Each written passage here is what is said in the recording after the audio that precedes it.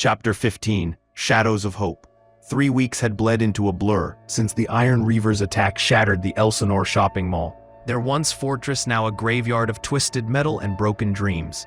The chain-link fence, Cameron's pride, lay mangled, its rebar spikes bent, car doors pocked with bullet holes. Plywood over the bookstore's windows hung in splinters. The gravity-fed showers tank ruptured, its river water pooling with blood on the cracked pavement. Smashed solar battery banks sparked weakly, slashed gas cans leaked, and the oak tree loomed over Jackson's and Cameron's graves. Their crosses stark against the slushy snow. Cameron's death, his skull shattered, Emery's scream tearing the night, had broken the group, his loss piling atop Jackson's from 6 months prior. Emery, widowed, wore Cameron's ring on a chain, her heart a void where her husband's gentle voice and Jackson's laughter once lived. The group, James, Collin, Emery, Marcus, and Maria, teetered on the edge of collapse, their bond fraying like a worn rope. They packed their meager supplies. Prosody, a crate of canned corn and rice, Marcus's fishing rods and tackle box, a few water bottles, and their weapons. James' AR-15, Collin's compound bow, Emery's pistol, Jackson's, Marcus's sniper rifle, Maria's scavenge knife. The tablet, Maria's sitcom lifeline, was cracked beyond saving. Backpacks heavy, they left at dawn, the mole's ruins fading behind them. Jackson's stress ball, a faded red speck under the oak. They'd never forget this place, Hazelwood's refuge, Cameron's ingenuity, Jackson's spark. But the Reavers' blood and the distant moans of stone turned screamed one truth. They weren't safe. South was their path. The Ozarks' faint promise of farmland, a whisper against despair. Spring stirred in Missouri, snow melting into muddy slush, the air crisp but warmer, laced with wet earth and budding clover. The Black River's ice had thinned, its murmur a cruel echo of Marcus's fishing days, but the world was a mausoleum. A burned-out RV tilted on the road, its door swinging, a bloodied teddy bear gutted in the gravel. A gas station's pumps lay toppled, out of gas scrawled in paint, a child's backpack spilling crayons nearby, crusted with ash. A billboard for Relievex, Feel Alive, sagged, its corners bullet-torn, a bitter nod to the virus that birthed the stone-turned. Their guttural moans drifting from distant fields, their calcified horrors ever-present. The group trekked, bodies healed but minds unraveling. Collin, fearless, led with his bow, his prepper's fire a defiant flame, his arm scar from Theo's knife faded but proud. James, ice-cold, marched with his rifle, his leg graze mended, his ex-Marine heart locked behind a wall.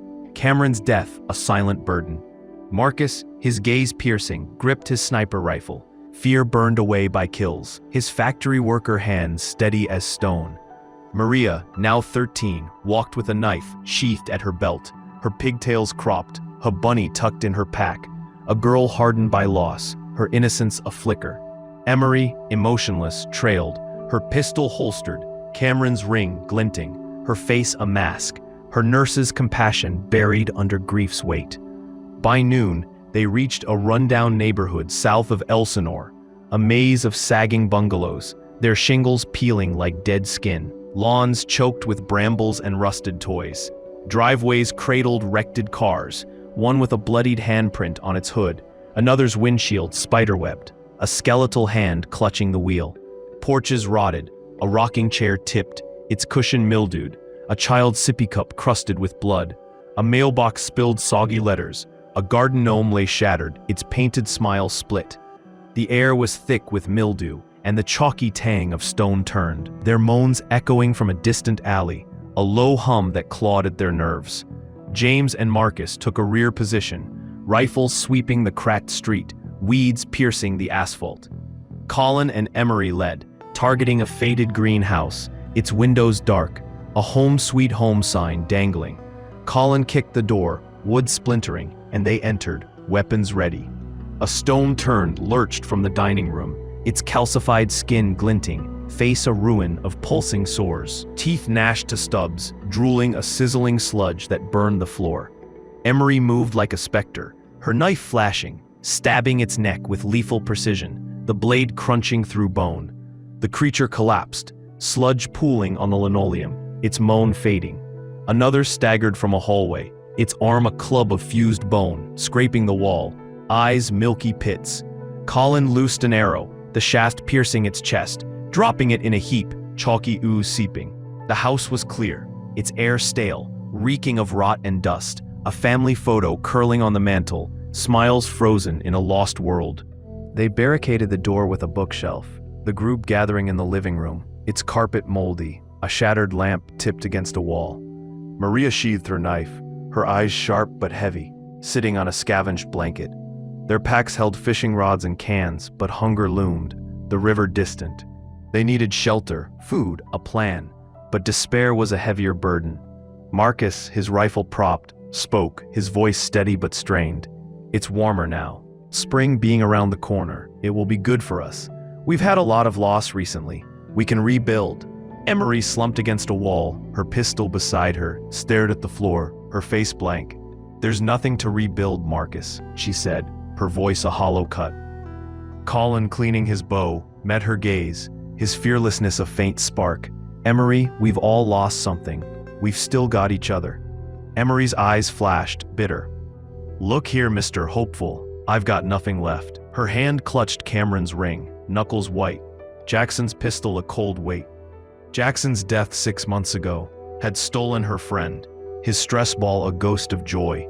Cameron, her husband, her heart, his voice, his hand in hers, was gone, his blood a stain she couldn't unsee. She was a shell, tethered only by Maria's face. Maria, her knife glinting, stepped closer, her voice soft but firm. You have us. Emery's face twitched, not with tears, but with a void too deep for them. She turned away, shunning the group, her back a wall against their hope, her heart locked. The house was silent, save for distant stone-turned moans. The group's bond fraying, their spirit a thread stretched to snapping. Collin, restless, nodded to Emery. Let's scavenge, clear our heads. He grabbed his bow, gesturing to a neighboring house. Emery rose, mechanical, her pistol holstered, Cameron's ring swaying. It's good to stay busy, Collin said, his voice gentle, stepping over a rusted tricycle in the street. Yeah, Emery replied, her voice emotionless, empty inside, her eyes scanning but seeing nothing. They approached the sagging gray house, its porch collapsed, a bloodied curtain flapping. As Collin pried the door, a figure emerged from an alley, startling them. A man, early 30s, wiry, with a scruffy beard and a backpack, hands raised, a machete sheathed at his hip. Whoa, sorry, I didn't see you there, the man said, stepping back. Collin and Emery snapped their weapons up, Collin's bow drawn, Emery's pistol steady, her blank stare chilling. Who are you? Collin growled. Whoa, hey, sorry, I'm not a bad guy, promise, my name's Aaron, he said, hands high. I live in this neighborhood, just out looking for supplies. Emery's eyes narrowed, her voice flat. You don't look so good. Do you guys need some help? Aaron asked, eyeing their gaunt faces, Emery's hollow gaze. You don't know us, Collin said, bow taut.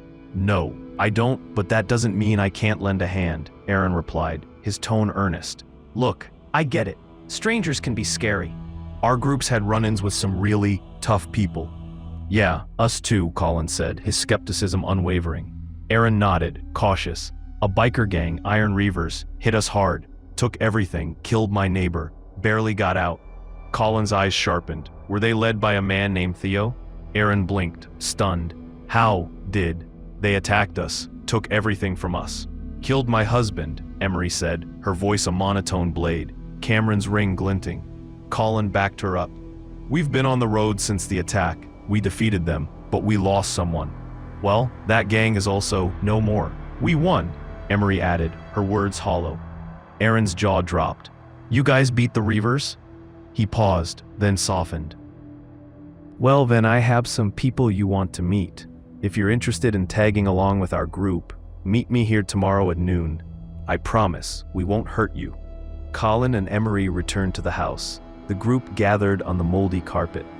Collin relayed Aaron's offer, his voice steady but wary. James, ice cold, scoffed, his rifle across his lap. It's a trap. Strangers don't offer help, they take. Marcus, his gaze piercing, frowned. Maybe. But we're low on everything. Could be worth a look. Maria, clutching her knife, nodded. If they're good, we could be safe again. Emery, emotionless, stared at the wall, silent, her grief a barrier.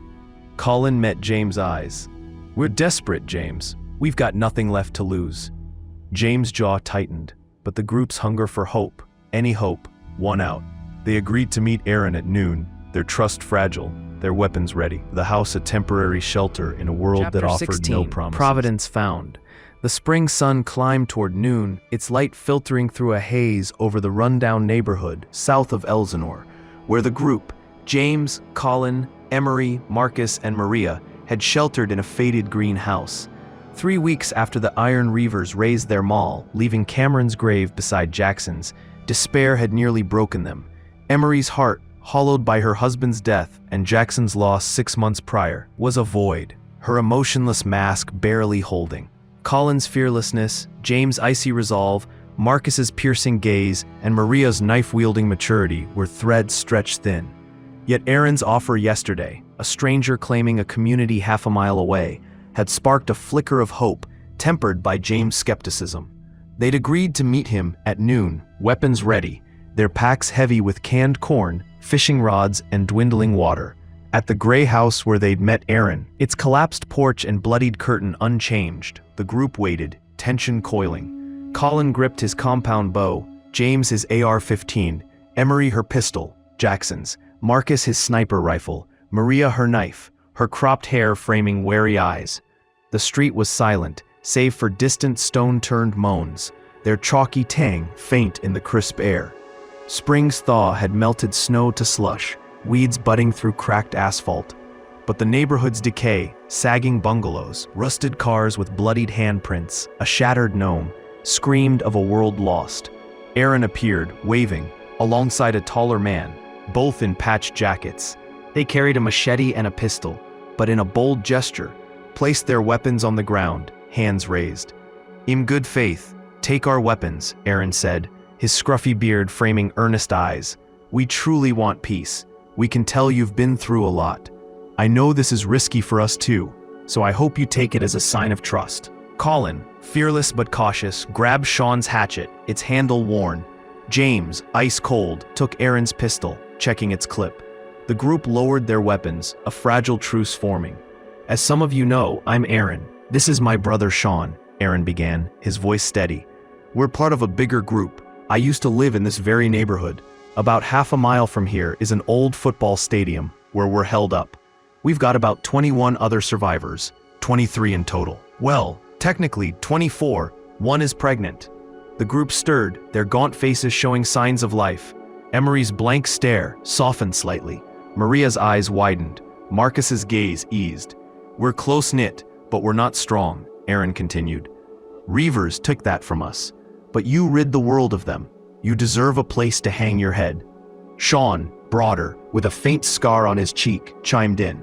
"Look, we're not fighters. None of us have killed anyone, and only a few of us can fight the ghouls." "Ghouls?" Collin asked, bow still in hand. "You know, the infected. What do you guys call them?" Sean replied. "We've been calling them stone-turned," Marcus said, his rifle propped. "Stone-turned?" Aaron said, nodding. "I like that."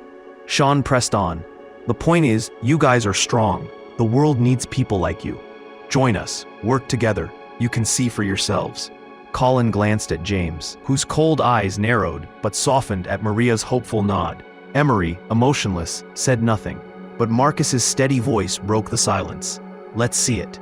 The group agreed, their desperation outweighing fear, and followed Aaron and Sean, weapons ready, through the neighborhood's ruins, past a burned-out truck, a child's bike tangled in brambles, a mailbox spilling soggy Relievex flyers, the virus's irony ever present.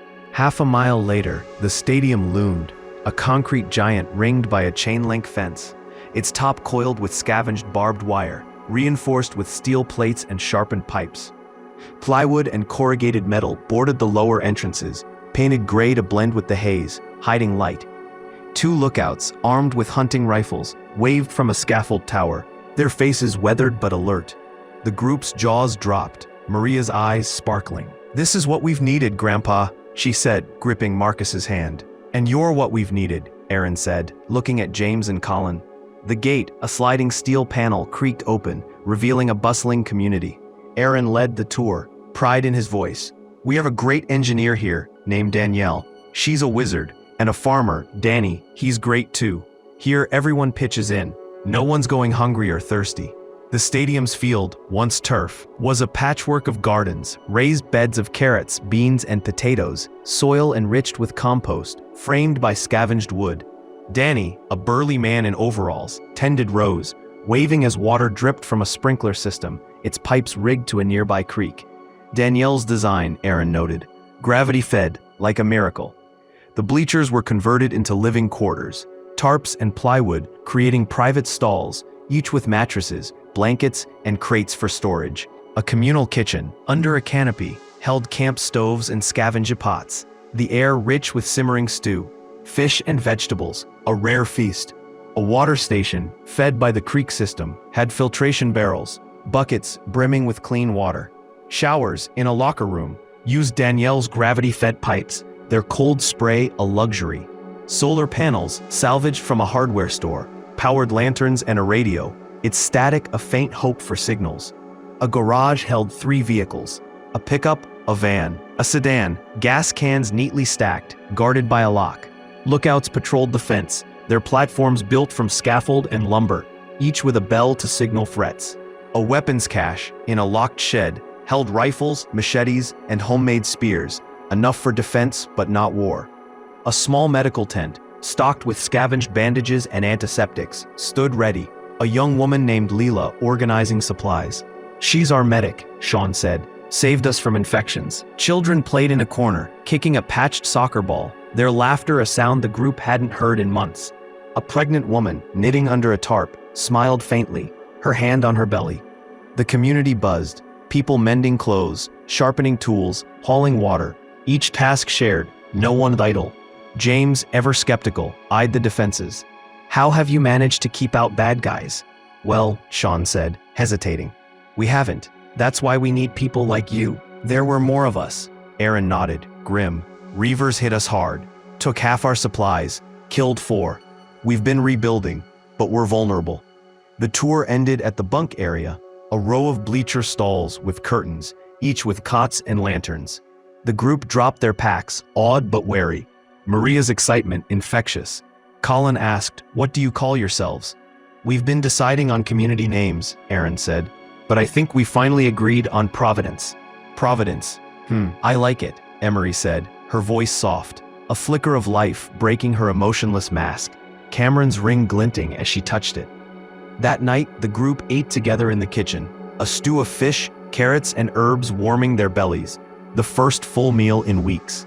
They slept in the same bunk stall, weapons close, Maria curled between Marcus and Collin, her knife sheathed but ready. Prosody rate, -7%. The stadium was quiet, save for the creek's murmur and a lookout's faint whistle. The stone turn's distant moans, a reminder of the world outside. The next morning, a knock woke them. A woman, late 50s, with gray curls and a warm smile, stood at the curtain. "Welcome," she said, her voice kind. "I'm Margie. I'm glad you're here." The group rose, Emery's eyes meeting Margie's, a spark of something, hope, perhaps, stirring in her hollow heart. Providence was no cure for their wounds, but it was a start, a fragile thread in a world that had taken everything. Chapter 17, Roots in Providence. A week after joining Providence, the old football stadium, south of Ellsinore, had become a fragile lifeline for James, Collin, Emery, Marcus, and Maria. The Whitestone virus, now a year old, had left Missouri a graveyard. No power, no government, only the moans of stone turned echoing through spring's warming air. The stadium's chain-link fence, coiled with barbed wire and reinforced with steel plates, stood firm, its boarded entrances hiding the glow of solar-powered lanterns. Gardens of carrots and beans thrived on the former field, watered by Danielle's creek-fed system. Bleacher bunks, a kitchen of simmering stews, and cold showers offered comfort, while lookouts and a weapons cache promised safety. The group, scarred by the mall's destruction and Cameron's death, carried their wounds, Emery's grief for her husband and Jackson, Collin's hardened fearlessness, James' icy resolve, Marcus's piercing hope, Maria's knife-wielding maturity. But Providence's 23 survivors, 24 with a pregnant woman, offered a chance to rebuild. The morning after Margie's warm welcome, the group was summoned to the stadium's press box, now a command center overlooking the gardens. The room was cramped, its windows boarded. A scavenged map of Missouri pinned to the wall, marked with red X's for Reaver hits. Margie, late 50s, gray curls framing a kind but steely face, sat at a folding table. Pedro, per second in command, a wiry man with a salt and pepper beard, leaned nearby, his machete sheathed. Sean, head of security, stood by the door, his scarred cheek tense, hatchet at his hip.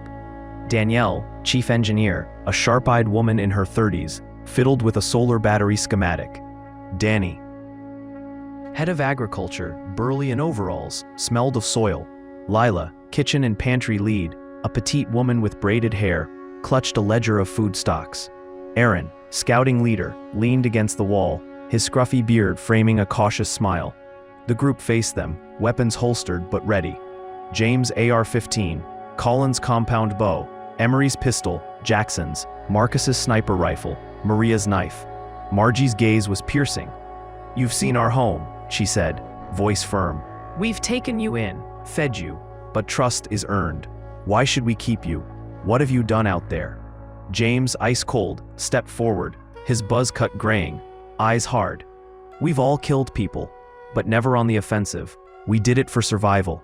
Iron Reavers hit our camp, killed our friend, burned everything. We fought back, killed their leader, Theo. Before that, another gang in Hazelwood. Same story. We don't start fights, but we end them." Collin, fearless, met Margie's stare, his arm scar from Theo's knife visible. "We've been out there a long time. It's hardened us. We've taken down stone turned, scavenged to eat, kept each other alive. We're not here to take, we're here to build." Emery, emotionless, her hand on Cameron's ring, spoke flatly. "We've been out there too long." Her voice cracked, Jackson's pistol await, Cameron's blood a vivid scar. "I've lost everything, but I'm a nurse. I can help." Marcus, his gaze steady, smiled faintly. "I've seen worse days. This place, you people, it's a chance. I can fish, fight, whatever you need." Maria, 13, her knife sheathed, stood tall. "I want to help. I'm not a kid anymore. I can learn, work, keep us safe." Margie leaned back, exchanging glances with Pedro, who nodded. "You're honest," she said. "That's a start. The Reavers hit us too, killed 4, stole half our supplies. You ended them. That's worth something." She stood, her smile returning. "Welcome to Providence. Pull your weight in your family." The group exhaled, even James's cold eyes softening, pleased by the structure, the chance. They were in. Over the next several weeks, as spring deepened, the group threw themselves into Providence, building trust through sweat and skill. The virus's 1-year mark loomed, its shadow in every stone-turned moan beyond the fence, their calcified skin and pulsing sores a constant threat. The community buzzed, but Margie's leaders stayed central.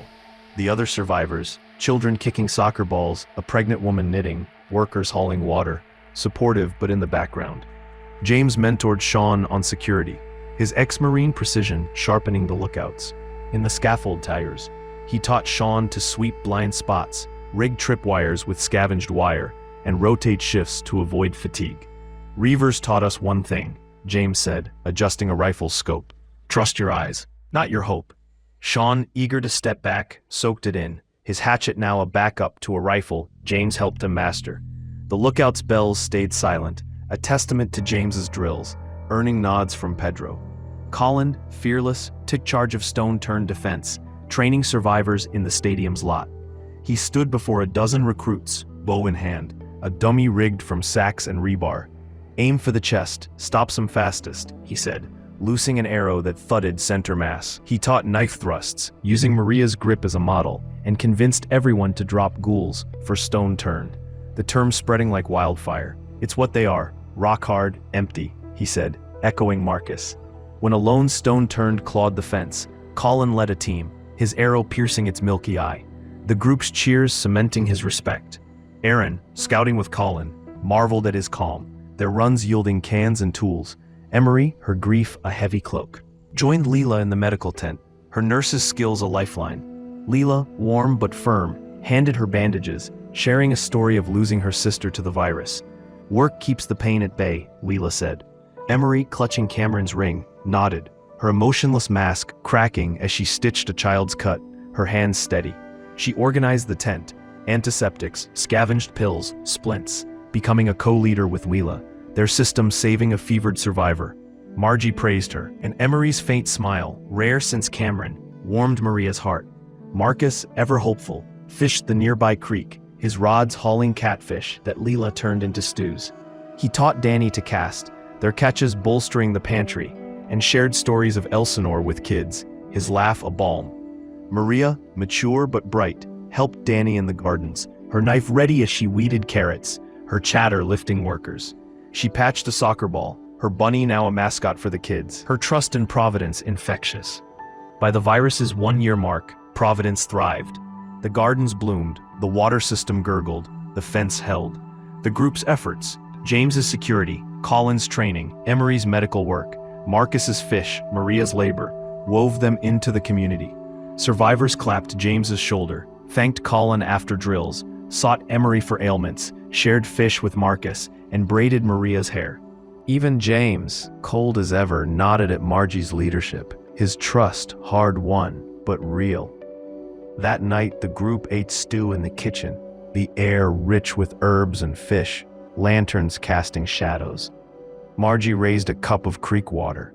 1 year, she said. We're still here, you're why. The group, their wounds still raw. Emery's grief, Cameron's ring, Jackson's pistol, felt a spark. Providence wasn't home, not yet, but it was a foundation, a future they could fight for. The stone turns distant moans a challenge they'd face together. Chapter 18. The Cost of Victory. 1 year and a month into the Whitestone virus, Providence stood as a beacon in Missouri's spring wasteland, its football stadium a fortress of hope. The chain-link fence, barbed wire coiled atop steel plates, gleamed under a warming sun, guarding 23 survivors, 24 with a pregnant woman named Sarah. Gardens of carrots, beans, and potatoes thrived on the former field, watered by Danielle's creek-fed system. Pipes gurgling steadily. Bleacher bunks draped with scavenged curtains housed families, while a kitchen simmered with Lila's fish stews, the scent mingling with blooming clover. Solar panels powered lanterns, cold showers refreshed, and a weapons cache, rifles, machetes, spears, armed lookouts on scaffold towers. Stone-turned moans drifted from distant fields, their calcified horrors a constant shadow, but Providence buzzed with life. The group, Collin, Emery, Marcus, Maria, and James had woven themselves into the community's fabric. Collin, fearless, trained 10 fighters to kill stone-turned, his bow a deadly arc. The term stone-turned now universal, replacing ghouls.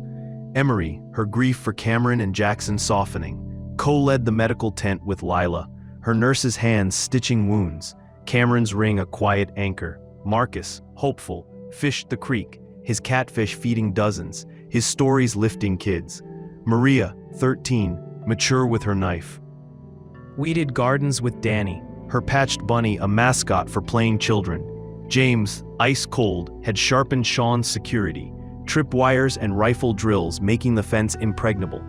Margie, the leader, with Pedro second in command, oversaw it all, while Aaron scouted, Danielle engineered, Danny farmed, and Lila stocked the pantry. This morning, the stadium hummed. In the kitchen, Lila stirred a pot of bean and fish stew, Maria chopping carrots, her knife precise. Smells like home, Maria said, grinning at Danny, who hauled a sack of potatoes. On the field, Collin led a training session, 6 recruits thrusting spears at a rebar dummy, his voice steady. Chest hits drop 'em, don't hesitate. Nearby, Emery bandaged a child's scraped knee in the medical tent, Lila handing her gauze, their rhythm smooth. Marcus cast lines at the creek, a boy named Tim learning his knots, fish splashing in a bucket. James, atop a lookout tower, scanned with Sean, adjusting a rifle's scope. Clear today, James said, his cold eyes softening at the community below. Margie and Pedro walked the fence, checking Danielle's water pipes, their laughter rare but real. Hope had taken root, the group's scars, Cameron's grave, Jackson's stress ball, the mall's ruins, easing under Providence's warmth. But half a mile away, unseen, 12 Iron Reavers crouched in a ruined diner, its neon sign shattered, a bloodied apron flapping.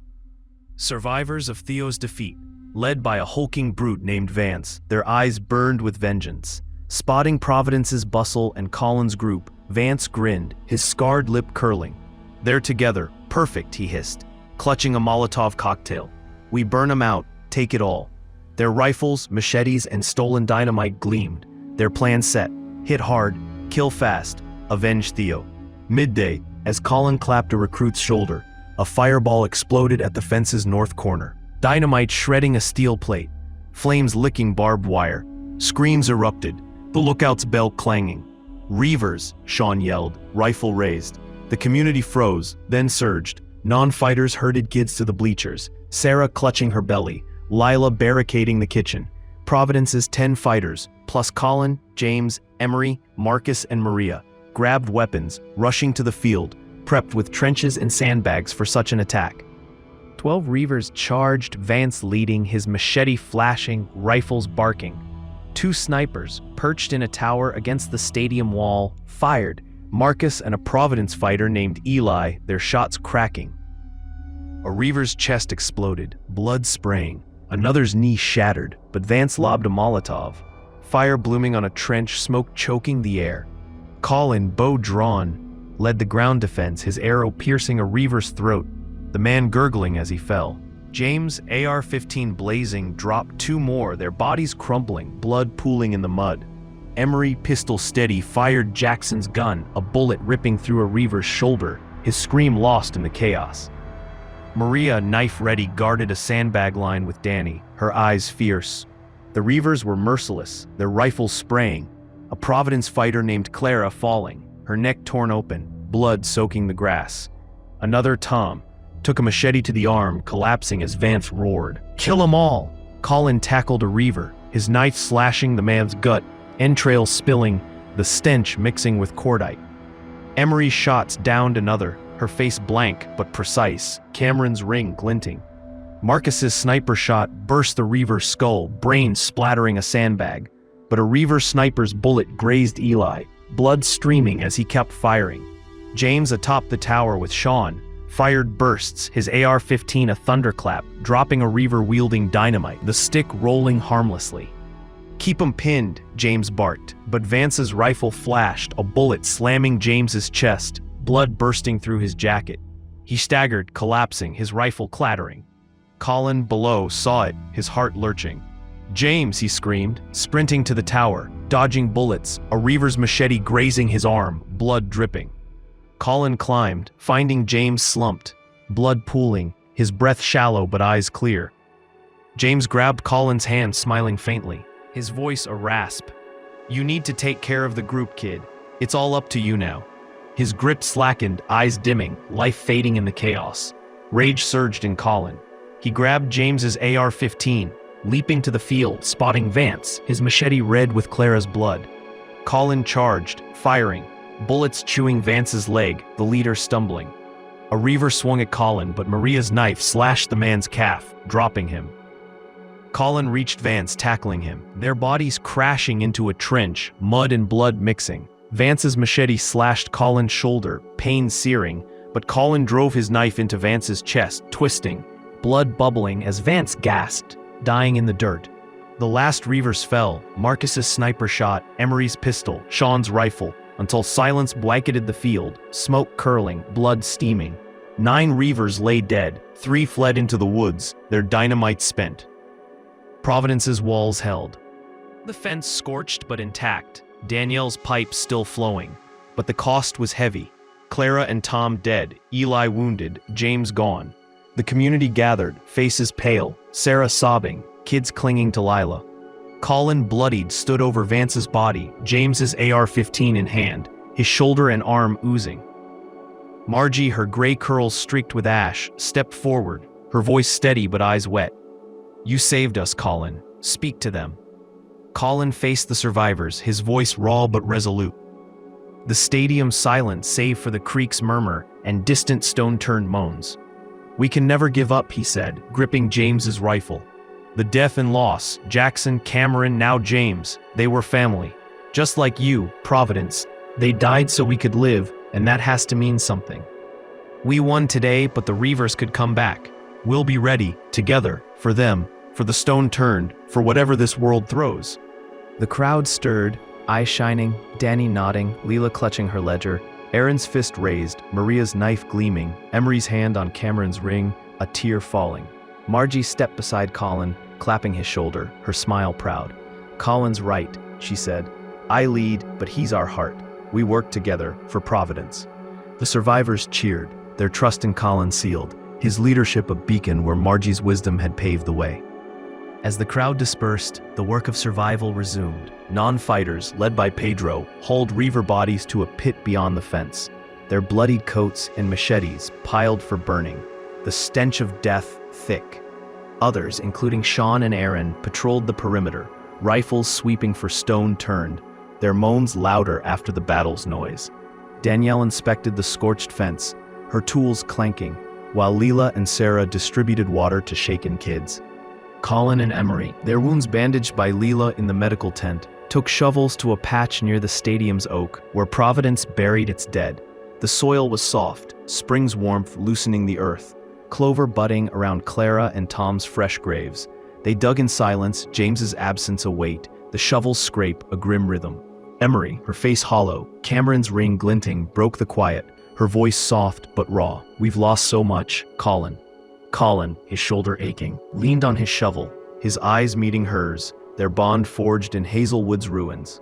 "It's just us from the original group now," he said, his voice steady but heavy, Jackson's stress ball and Cameron's cross vivid in his mind. Emery's eyes welled, tears falling softly, the first since Cameron's death. She wiped her cheek, Jackson's pistol at her hip. "Jackson, Cameron, James, I don't know how we keep going." Collin stepped closer, his hand gentle on her shoulder. "Their friendship a lifeline through a year of loss. We keep going for them," he said. "For Maria, Marcus, Providence. You're not alone, Emery." She nodded, a sob catching, leaning into his touch, their shared pain a quiet strength. Marcus approached, his sniper rifle slung, his weathered face etched with grief. Not there at Hazelwood's start, he'd shared the mall's trauma, James's leadership a guide. "Heard you talking," Marcus said, voice low. "James saved us. Always did." The three stood over the grave, now deep enough, James's body wrapped in a blanket, lowered gently. They each tossed a handful of earth, their voices soft. "Thank you, James," Emery whispered, "for his cold strength. For everything," Marcus added, "for his drills. For leading us," Collin said, "for his sacrifice." They bowed their heads, a final goodbye, the oak shadow cool in the spring sun. The others, Maria, Danny, Leela, left to help with cleanup, their shovels clinking nearby. Collin stayed, alone at James's grave, a simple wooden cross marked James beside Clara's and Tom's. The field was quiet, the Reaver pit smoldering distantly, stone-turned moans faint. Collin knelt, his voice a whisper, tears pricking but held back. "You lived below me for years, and I never knew anything about you. Then, in a year, you became the closest thing I ever had to a brother." His hand touched the cross. James's smile, his last moment burned in his mind. "Don't worry, brother, I won't let you down." Collin rose, wiping his eyes, and joined the group in the kitchen, where Margie had gathered everyone. He sat between Emery and Marcus, Maria nearby, her knife sheathed, her bunny tucked in her pack. Margie stood, her gray curls catching lantern light, her voice warm but solemn. "For Clara, Tom, James, and all we've lost," she said, "we pray for strength, for Providence, for tomorrow." The survivors bowed heads, hands clasped, the prayer a quiet vow, James's absence a fire in their hearts, Collin's promise its flame. Chapter 19, A Legacy of Light. 5 years had passed since the white stone virus ravaged the world, and Providence, once a humble football stadium south of Ellsinore, Missouri, had grown into a thriving sanctuary. Now home to 100 survivors with more arriving, the community buzzed under a late spring sun, the air thick with blooming wildflowers and the hum of life. The chain-link fence, reinforced with concrete pillars and coiled barbed wire, stretched around an expanded perimeter, guarding gardens of corn, beans, and squash, their rows doubled by Danny's tireless farming. Daniel's creek-fed water system, now with solar-powered pumps, fed sprinklers and a stone-lined well, its flow steady. Bleacher bunks had become wooden cabins, their roofs shingled with scavenged metal, while a mess hall, built from salvaged lumber, replaced the old kitchen, Lila's stews simmering in massive pots. Solar panels expanded across the stadium's rim, powered lights, a radio tower, and a workshop where Danielle crafted tools. A medical clinic, stocked with scavenged supplies, stood beside a schoolhouse where kids learned math and history, their laughter a daily hymn. Margie, gray curls now white, led with quiet strength, her wisdom shaping Providence into a beacon. Collin, second in command, his fearlessness tempered by years of loss, was her trusted right hand, his compound bow a symbol of survival. Emery, her grief for Cameron and Jackson softened but ever present, ran the clinic with Lila, her nurse's hands a lifeline, Cameron's ring still on a chain. Marcus, hopeful as ever, fished and hunted, his stories a bridge between old and new survivors. Maria, now 18, had grown into a fierce young woman, her knife traded for a hunting rifle, her cropped hair braided, her bunny a faded relic in her cabin. The scars of Hazelwood, the mall, and James's death lingered, his cross beside Cameron's and Jackson's under the oak. But Providence was a testament to their fight, every survivor pitching in to build something lasting. This morning, Collin, Maria, Aaron, and Sean hunted in the woods a mile west, where oaks and maples swayed, their leaves dappling the forest floor. The Missouri spring was lush, clover and dandelions carpeting clearings, but the world remained wild. Burned-out cabins, a rusted pickup with a bloodied tire iron, and stone-turned moans faint in the distance, their calcified horrors rarer but never gone. Collin, now 30, his face weathered, led with his bow, a radio clipped to his belt. Maria, rifle slung, scanned the brush, her eyes sharp, her movements fluid from years of Collin's training. Aaron, scruffier but steady, carried a crossbow, while Sean, his security days behind him, wielded a shotgun, happy to scout under Collin's lead. Maria froze, spotting a deer, its antlers catching sunlight. She raised her rifle, breath steady, and fired. A clean shot to the chest, the buck collapsing, blood seeping into the earth. Collin grinned, keying his radio. Maria just shot us a deer. Emery's voice crackled back from the clinic, warm but teasing. Oh good, maybe Danny can finally make us that stew he's been promising. Maria smiled, slinging her rifle as Aaron clapped her shoulder. Nice shot, kid. Sean nodded, hauling rope to tie the deer. The group worked quickly, dressing the carcass, blood staining their gloves, the air sharp with copper and pine. A low rumble announced Marcus, now grayer, steering an ATV through the brush, its trailer rattling. He cut the engine, eyeing Maria, his smile bittersweet. "You're becoming quite the huntress," he said, voice thick, saddened by her growth from the girl with pigtails clutching a bunny. Maria hugged him, her rifle slung, and helped load the deer, its weight heavy in the trailer. "Go ahead, Marcus," Collin said. "We'll scout a bit more." Marcus nodded, revving the ATV back toward Providence, dust trailing as he vanished through the trees. At the stadium, Marcus rolled through the gate. Survivors waving from lookout towers, their rifles gleaming. The gardens bustled, Danny directing workers to weed squash, kids kicking a soccer ball near the schoolhouse. Emery greeted Marcus at the mess hall, her smile bright, her clinic apron speckled with antiseptic. Margie stood beside Danny, her cane tapping the ground, eyes twinkling.